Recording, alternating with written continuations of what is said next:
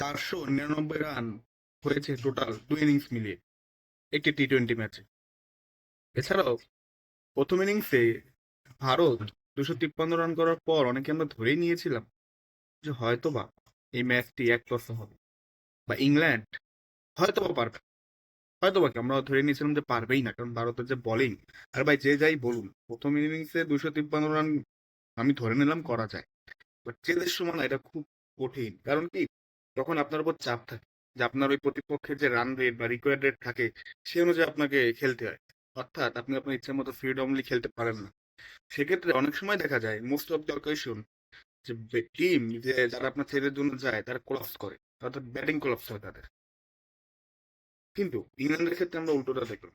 হ্যাঁ, ইংল্যান্ডের আপনার 4টা উইকেট পড়ে গিয়েছিল আর্লি, বাট ইংল্যান্ড, ইন্ডিয়ার যে রান রেটটা ছিল বা আপনার যে রেকর্ড রান রেটটা ছিল ইংল্যান্ডের ব্যাটিং এর, তার সঙ্গে কিন্তু পুরোপুরি মানিয়ে নিয়েছিল। ইভেন একটা সময় দেখলাম যে ইংল্যান্ডের আপনার 209 রান 5 উইকেটে, যখন তখন ভারত ছিল 204 রান 4 উইকেটে, একই ওভারে সেম সিচুয়েশনে ম্যাচে। তো ইংল্যান্ড এক পর্যায়ে এগিয়েও গিয়েছিল। তবে ওই যে 253 রান চেস করা, আরো সেমিফাইনাল টি-20 ওয়ার্ল্ড কাপের, আরো ভারতের নিজস্ব ঘর, আপনি আতরঘরও বলতে পারেন, মুম্বাই ওয়ানখেড়ে, এটা অনেক টাফ ছিল। বাট আমরা যে ম্যাচটি গতকাল দেখেছি, এক কথা অবিশ্বাস্য। এর চেয়ে বেশি আর কিছু দেখার থাকে না। আপনি যদি টিকিট কেটে ম্যাচটি দেখে থাকেন, আপনার টিকিটের টাকা উসুল। আর যদি টিভি পর্দায় বা মোবাইলে দেখে থাকেন, সেক্ষেত্রেও আপনি বলতে বাধ্য হবেন যে না, ম্যাচের মতো ম্যাচ হয়েছে, যে দল ভালো খেলেছে জিতেছে। তো আমরা এরকম ম্যাচই দেখতে চেয়েছিলাম। মূলত ম্যাচের 16তম 18তম ওভারেই ইংল্যান্ডের জন্য কাল হয়ে দাঁড়ায়। কারণ তখন জাসপ্রীত বুমরা 16তম ওভারে এসে 8 রান দেয়, এবং 18তম ওভারে এসে যখন মাত্র 6 রান কনসিড করে, তখন শেষ পেরেকটি ইংল্যান্ডের যে আপনার ইংল্যান্ডের যে শেষ পেরেকটি ইংল্যান্ডকে তিনি বসিয়ে দেয়। এছাড়াও আপনার জাসপ্রীত বুমরার কথা আর কি বলবো, আপনারা সকলেই জানেন যে জাসপ্রীত বুমরা কোন ধরনের বলার।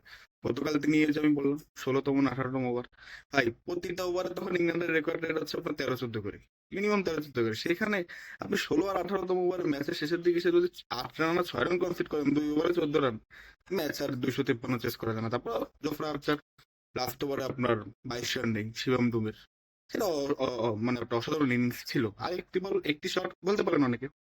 তবে আমার মধ্যে ইংল্যান্ড এখানে ভালো খেলেছে, এবং জ্যাকব ব্যাথেল অসাধারণ, 22 বছরের ক্রিকেটার, অসাধারণ ইনিংস খেলেছেন। তবে তাকে সঙ্গী হওয়ার মতো কোনো ক্রিকেটার তিনি আনফর্চুনেটলি গতকাল পাননি।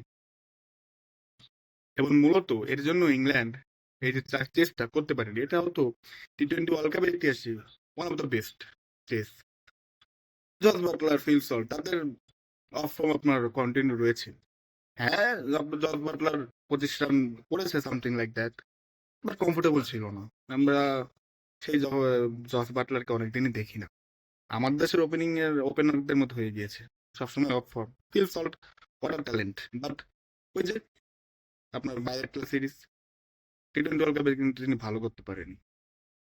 এছাড়াও আপনার হ্যারি ব্রুক ভালো করতে পারেনি। জ্যাকব বেথেলই একমাত্র দেখলাম যে তিনি ভালো খেলেছে, খুব অসাধারণ ইনিংস খেলেছে। এছাড়া স্যাম কারেন আপনার তিনি যখন নেমেছিলেন তখন যে রেকোয়ার্ডের দরকার ছিল তা মিলাতে পারেননি।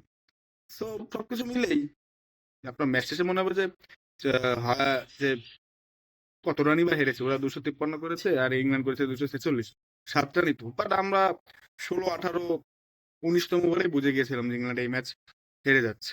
ঠিক আছে, হ্যাঁ, তারপরেও আপনার লাস্ট ওভার কৃত্রিম যে এক্সাইটমেন্ট সেটা তৈরি হয়েছিল, বাট আমরা বুঝে গিয়েছিলাম যে না, ইংল্যান্ড আপনার 16, 18, 19তম ওভারে এসে আপনার রিকোয়ার্ড রান রেটের সাথে তাল মিলাতে পারছিল না। তো ইন্ডিয়া কোয়ালিফাই করে গিয়েছে ফাইনালের জন্য। ইন্ডিয়া কত বড় চ্যাম্পিয়ন, এবারও কি ইন্ডিয়া চ্যাম্পিয়ন হবে? নাকি আহমেদাবাদের যে দুঃসহ স্মৃতি রয়েছে ভারতে, যে আহমেদাবাদে ভারত ভালো করে না, সেটা আবার ফিরবে? নাকি 2023 সালের মতো এবারও 1 লাখ প্লাস দর্শক, ভারতের সমর্থক যারা হিসেবে থাকবে, তারা এবারও হতাশ হয়ে ফিরবে আহমেদাবাদ থেকে? এখন এটাই দেখার বিষয়। তো দেখা যাক কি হয়। এছাড়াও আপনারা গতকাল, আমি জফরা আর্চারের যে বোলিং স্পেলটা ছিল, প্রচুর মার খেয়েছে। 4 ওভারে 61 রান, এটা আপনার খুবই আনএক্সপেক্টেড। স্যাম কারান 4 ওভারে 50+ রান দিয়েছে। হ্যাঁ, ভারতের বলতে পারেন বারুণ চক্রবর্তী 4 ওভারে 64 রান দিয়েছে।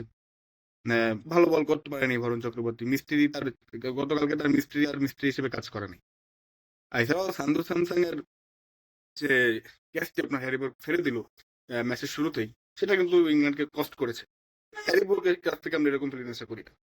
তো যাই হোক, ইংল্যান্ড এখন টি-20 ওয়ার্ল্ড কাপ থেকে বাদ। এখন নিউজিল্যান্ড ভার্সেস ইন্ডিয়ার ফাইনাল হবে। আমার এখানে আমি ইন্ডিয়াকেই এগিয়ে রাখবো। আপনার কাকে এগিয়ে রাখবেন জানাবেন।